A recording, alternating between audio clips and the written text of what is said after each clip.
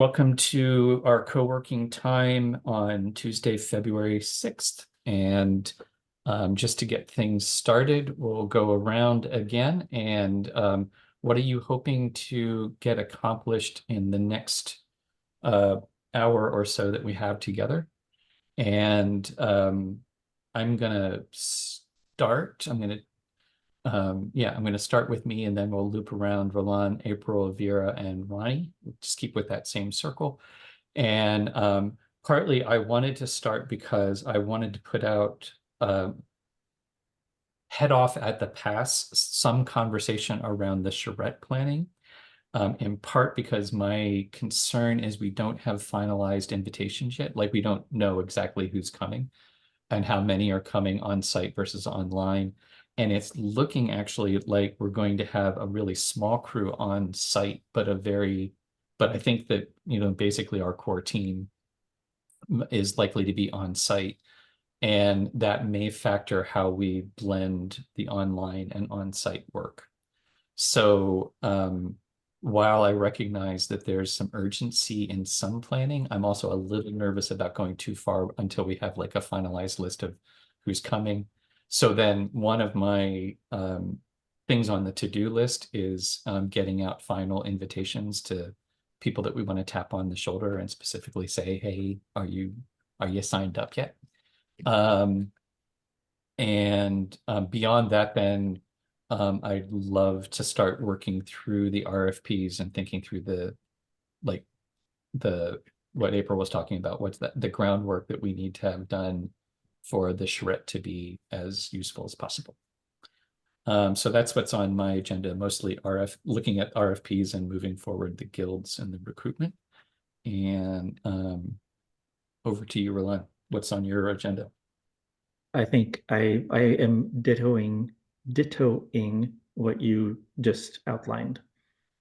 So I will pass to April. I have some curiosities about goals and goal setting and how far that has got to. And I'm beginning to vote with my dots, but not very quickly. So want to know, want to get myself up to speed on that. I'm interested in charrette details, primarily so I can make plans if I'm going to be in person with you lot. And I don't know a thing about RFPs yet, so getting up to speed on that. And over to Vera. Hi, I might have to hop off in a minute. I was curious about also the charrettes and if that's something I want to participate in person. Yeah, I didn't realize there was going to be a co-working portion. Pass it on to Ronnie. Yeah, all of that sounds good to me. I also want to catch up with the RFPs and think through charrette logistics. Yeah, all sounds good. Back to Ben. All right, cool. Well then, and actually the goal setting, we can cover goal setting and, I'm starting to use the note feature in Zoom. So I put together the what I thought I heard in terms of the agenda. So talking about the RFPs, guild recruitment, charrette planning, and the goals and the goal setting. And I think the goals and the goal setting are wrapped into the RFPs. So I'm going to propose that if we go over the RFPs as they stand now, I think that'll kind of create a good foundation for where we're at. And so I'm going to share the screen, and I'm also going to, right now we have them as Google Docs, and we're planning on using the website. So we'll add these to the website as well, and we can link them into the help desk. But right now they're Google Docs. I can find them.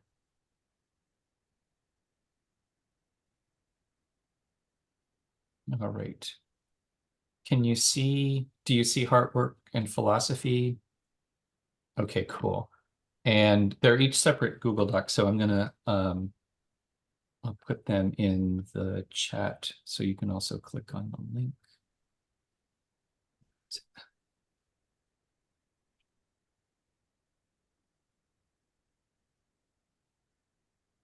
It's going to say Guild 1, shorter typing. All right, so you should have the link, and I think it's shared so that if you have the link, it should be good. Let me just double check.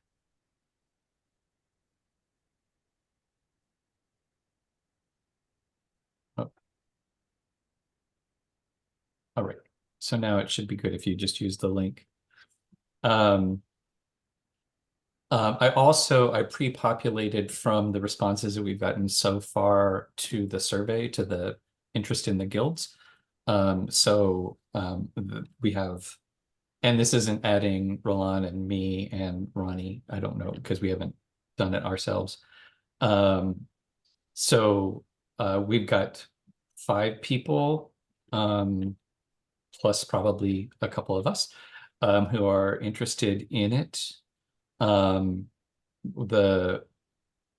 goals really, so basically the primary function statement and then the bullet points under main responsibilities is mostly taken from how we laid out the guilds, right? How we've talked about it. So the Guild 1, emotional heart, about relationality, some main responsibilities, and then these are the long-term goals that got translated from our process into this guild. And so a couple things about the goals. In a couple places, there were a whole bunch of little multiple Post-its that are kind of rolled together into one. In some of those areas, it's clear that, like with the farm, the Guild 4, there were lots and lots of ideas for projects that we could be doing on the farm. And one of the things that the guild needs to do is figure out how much is reasonable, right? So, how much do we want to do? Like, how important is it to do a water experiment or a Pascal Prout experiment or there's multiple things in there and we probably can't do all of them. So anyhow, some of these I've rolled together a couple of the different Post-its, and in most of them we've left the numbers as just X. And because I'm feeling like that's also where the guild work comes in, where the guild can start to say what numbers seem more reasonable. So so for Guild 1, the goals had to do with long-term goals were training people in ITFL, which anyhow, that could be a placeholder for, other indigenous ways of being. And then shared with the principals and governance group the feedback that we get from guests and partners about how they experience the process. And then short-term, again, this is bundling a few together, creating get to know you and celebration opportunities on the farm, a certain amount, hosting potentially ITFL training, and hosting on-site retreats. And again, leaving those numbers sort of open for the guilds to talk about. And basically for the resources that go with it, most of the reasons, we'll see that we just seem to, I tried to portion them out based on, like, outreach was all of the social media stuff, and principles was all of the training type stuff. And so, with the difference, Guild 1 is quite light, and it's thinking of the studio as the event and education space, and then the rest of the farm is the farm. And and you see a little of the coordination there. So that's, and the way that this works as kind of an RFP is this is given to the guilds, and then the big job of the guilds is to sort out what the numbers are for the goals, refine them, do they need more clarity? Are they reasonable? Are they too big? Is anything missing? And then really it's coming up with the action items for like this year. What are the main things that the guild plans to get done? So that's, I'm going to stop. I'll pause there to go through to see, are there questions or comments about either the general form of the RFP or artwork and philosophy? So over to Roland. Questions, comments, observations, etc. My only comment is that at the very beginning, I realized that we sent out the form, the questionnaire, and I didn't fill it out. So I have a to-do task. And yeah, I don't know if it's appropriate here, but one of the things that I've been noticing, and we've talked about how things overlap, and it is the communication between guilds. Because yeah. So those are my comments and observations. So over to April. I've got a couple of questions, I guess. First, under main responsibilities, where it says building internal relationships, does that mean building people's personal internal relationships, or does that mean relationships across all the guilds and across the different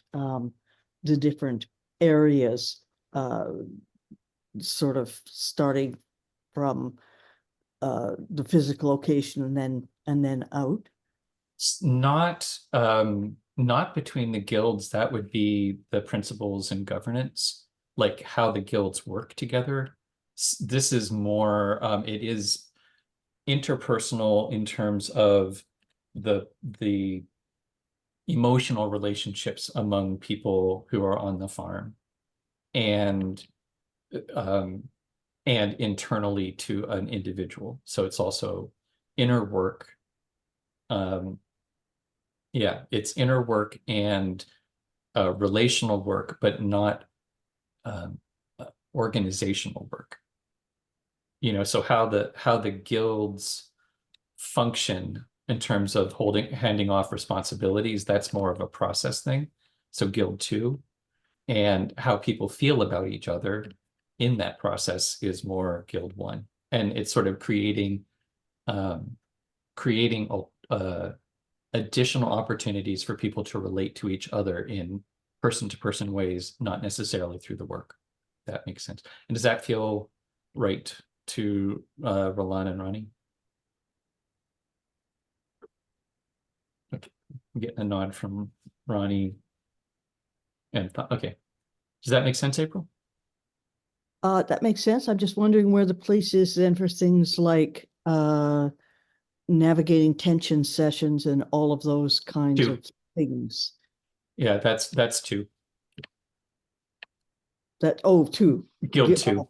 Yeah. Guild 2, right. Okay. My other question is about the training in ITFL. Is there considerations of training in other things besides ITFL?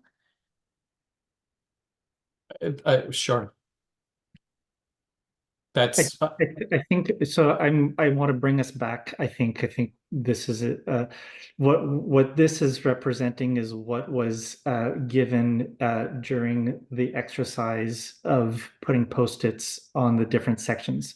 So there's things that we could add. Is that something that we want to talk about now, or like where would it be? right. So this is just dealing with what the group came up with. And so this other stuff wasn't on the post-its. So how at this point, how would we talk about that? That's a really good point. This is the guild's conversation. So, once we hand the RFP over to the guild, then that's one of the things that the guild can have a conversation around.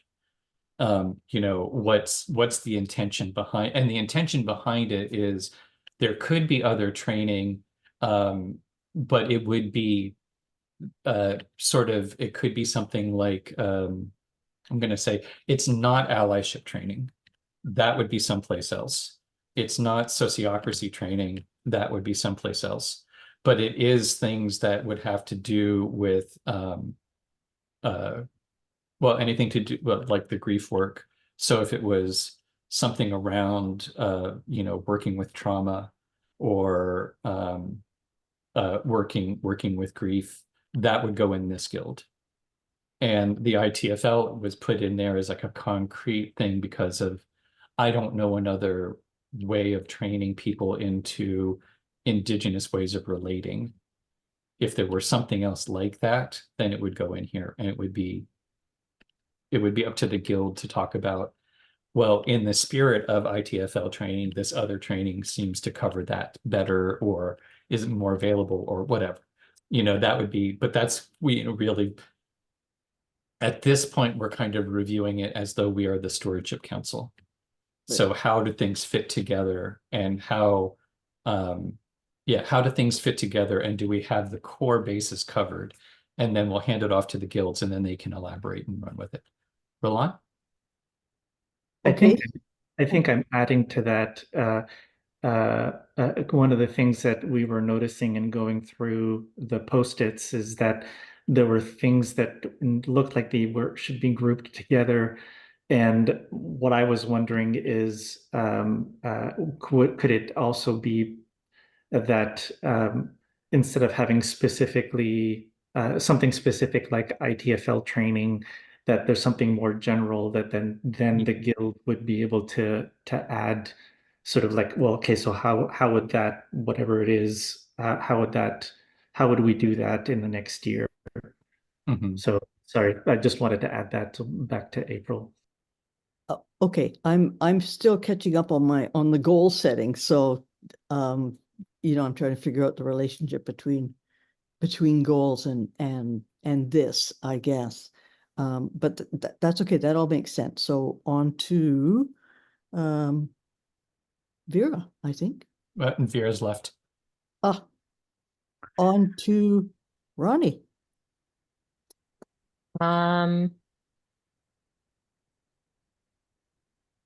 This all sounds good to me. I don't have any questions or comments at this time. Back to Ben. All righty. And then hopefully I can just click, and you see the shift. Right. Cool. I never know. Sometimes Zoom doesn't follow it when you click through something else. So next guild, principles and governance. Again, we've in the function laid out that it's the immune system and the permeable membrane. And I added regulatory system because I felt like that's kind of the conflict resolution, restorative practices aspect of things. And well, actually decision making. So main responsibilities are onboarding. And so I've basically lumped education for the most part in Guild 2. And in terms of so things having to do with decision making, sociocracy, and restorative practices and onboarding all get under the Guild 2 umbrella. There's obviously a lot of overlap because what people are going to be educated in is probably going to come from Guild 4 or through Guild 4, or actually, or Guild 1 or Guild 5. But so they're kind of conceptually, it's like they're responsible for the content, and Guild 2 is responsible for helping to shape the process and the form. So it's really it's the guild that makes sure planning meetings happen, navigating tensions meetings happen, that the badges are kept up to date, and they keep the record of the badges, but then each of the guilds will have like they will be responsible for their badges, but Guild 2 is responsible for checking that they actually have badges. You know, like that's the sort of the handoff there. And likewise, there's obviously a lot of shared responsibilities between the Heartwork Guild and the Process Guild, the Principals Guild. So like some of the main goals, that was like there were a couple things that we did. One is we clustered some goals together because they seemed like there were a bunch of individual things that kind of built to one general goal. And there were also some goals that really were kind of evenly in 2 or more guilds. So like one of our outcomes is we want positive feedback from the people who come visit the farm and take part in the onboarding and the experience. And of course, that's a shared responsibility. But we can start to think of, you can also see where those responsibilities go, right? But the big goals add up to, those individual things. So, and likewise, we're thinking that the outreach is responsible for letting people know about events. So like, for example, with the training, let's say there is, ITFL training. So the ITFL part of it is going to be Guild 1's responsibility. Making getting people to aware of it is the outreach Guild 5 responsibility. And then making sure that the records and everything of who's been trained and who isn't trained is Guild 2, and how that gets integrated into the practices on the farm. So and then I think short-term goals, we're looking at basically onboarding people and developing the repertoire of badges, and online and in-person webinars. And guess once around questions, comments, observations. Roland? Good. Okay. April? Good. Ronnie? All right. This will get faster and faster then. Finance and legal is really straightforward, and they don't have many goals, but they're very important. So and I think it's all very straightforward. And then we put the resources that are anything having to do with money and finances. So those resources then go into that group.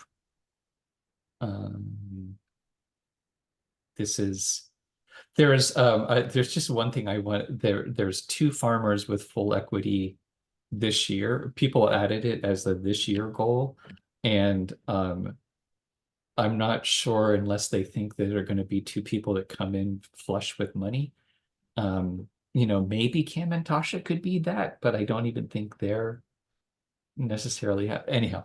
I thought having anybody with full equity this year seems a little bit optimistic, but could happen. I don't know, lotteries and such. Anyhow, questions, comments, observations on this RFP? Roland? April? I don't understand what full equity means. Full equity is you own a full share, like a full footprint, 100 shares. Okay, so there's 6 farmers with 100 shares each. Yeah, each with 100 shares. Yeah. 100 shares is owning your footprint, and maybe that's a better, let's say like full footprint equity. So yeah, the whole, since everything's based on everyone having a fair share, it is legally owning your fair share. Or maybe we should have full fair share.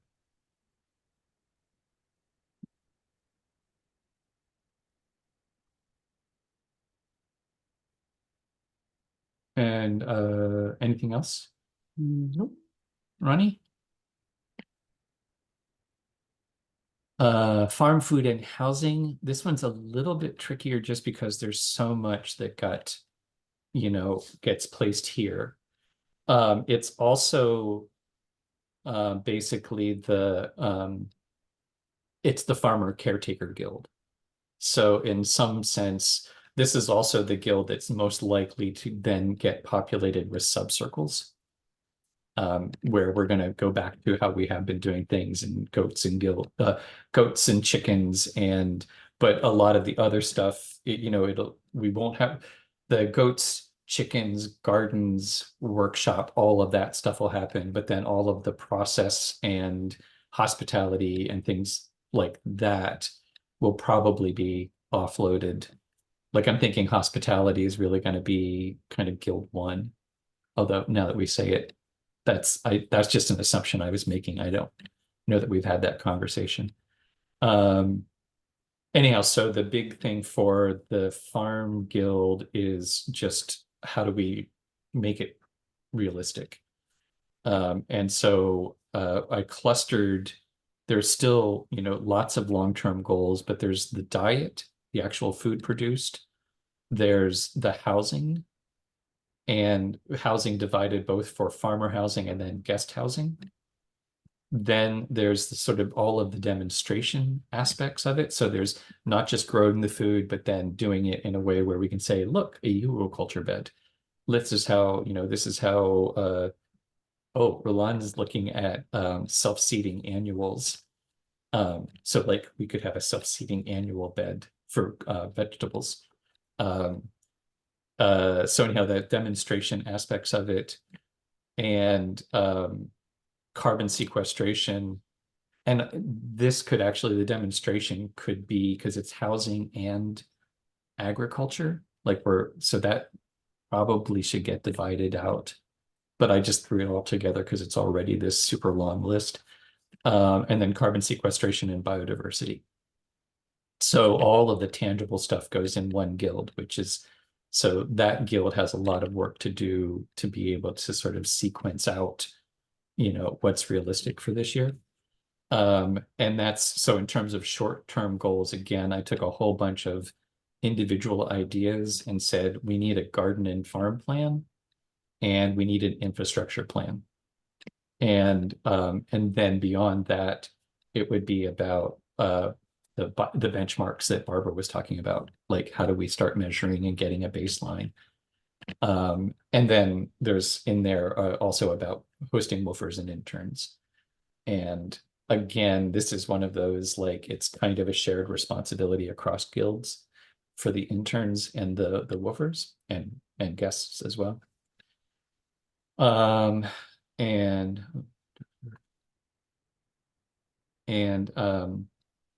then this guild also gets all the material assets of the farm minus the studio.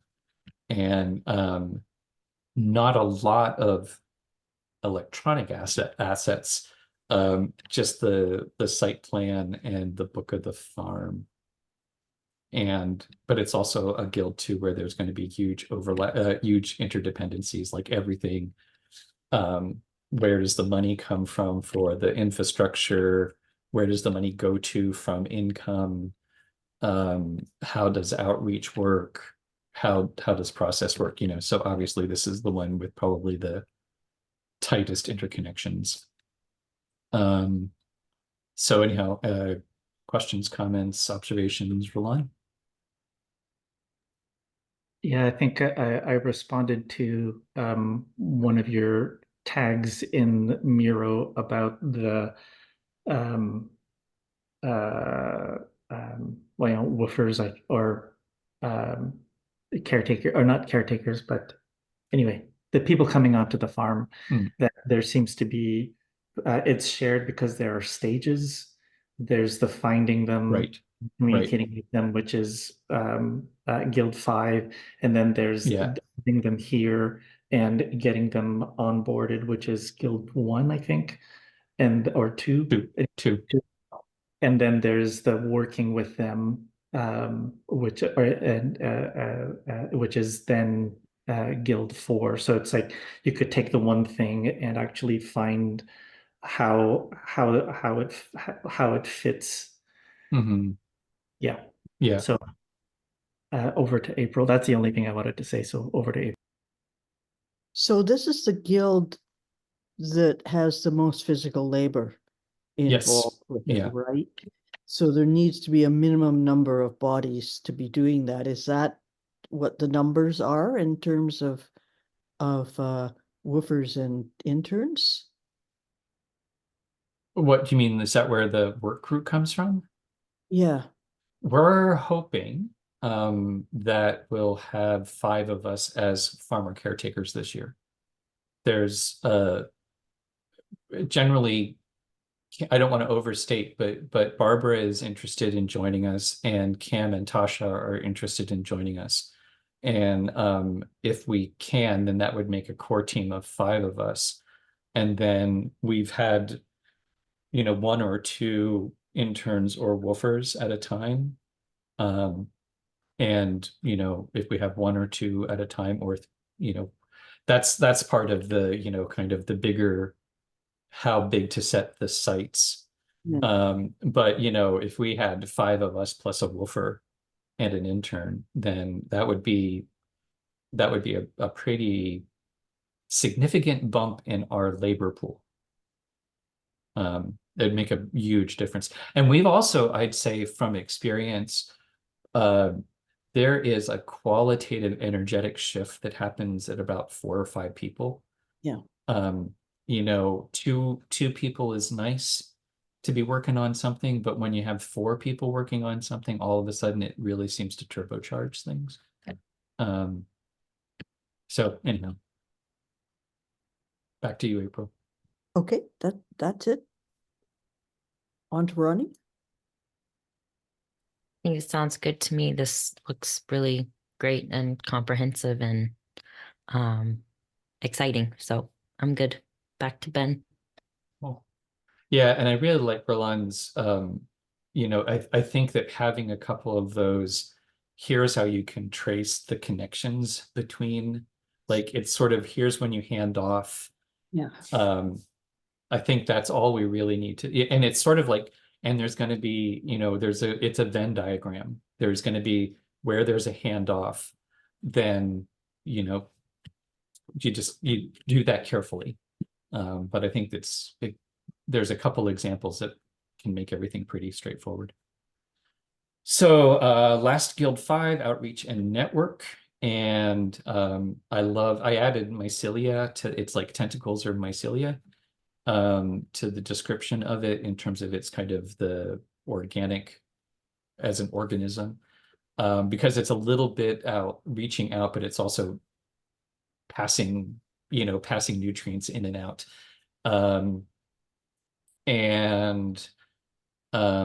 Yeah, so we kept it pretty straightforward. It's like, this is the guild that is relating to the things that are happening off campus. And so that can be working with people who are off campus to bring them into campus, like to attract them to come in, or it could be people that are just at a distance and they're doing their thing, other lifeboats. So, one of the functions of the outreach network and network is to maintain the connections to other lifeboats, but then also to bring things into Spalding Valley Farm. And yeah, and things that have to do specifically with what I've seen described as community to community reconciliation between indigenous communities and settler communities, that would also go on in Guild 5. And that gets a little bit tricky is not the right word, but it's one of those overlapping areas because, for example, land back, and there's just a post-it that says land back, participate in land back, which is great, but like, what does that actually mean? And so this is Guild 5, but with overlap for Guild 4, right? How does that happen? And likewise, there would be overlap, a different kind of overlap in those areas with, if we have indigenous led workshops on the property, for example, then there's going to be, a connection with Guild 1 or Guild 2 and Guild 4 and Guild 5 in that area. So there's sort of, I guess that now that I'm talking it out loud, it's really, there are three different aspects to Guild 5. One is, for want of a better word, recruitment, marketing, getting people interested in what we're doing. So that's one aspect. One is just maintaining lines of communication to our partners who are off the farm. What are they up to, and that sort of thing. And what are we up to? What are they up to? And then the other is that, reconciliation between settler and indigenous communities. And but they kind of all fit in Guild 5. Yeah, and then in terms of resources, basically anything having to do with that kind of outreach. So, and it parses out kind of nicely. The finance and fundraising gets the CRM, and Guild 2 gets the help desk, and Guild 5 gets MailChimp and the social media accounts. It's sort of all of the different tools actually sort of have a logical home where they make the most sense. What's around? Questions, comments, observations? Roll on over to you. Yep. No questions. On to Ronnie. Works for me. Back to Ben. All right. Well then, so we've got our RFPs. We've got they're set up so that the RFPs are basically in the form of driver statements. So the idea is that, we do the first half and the guilds flesh out the second half. And then that becomes our agreement, right? The driver statement becomes the agreement for the guild.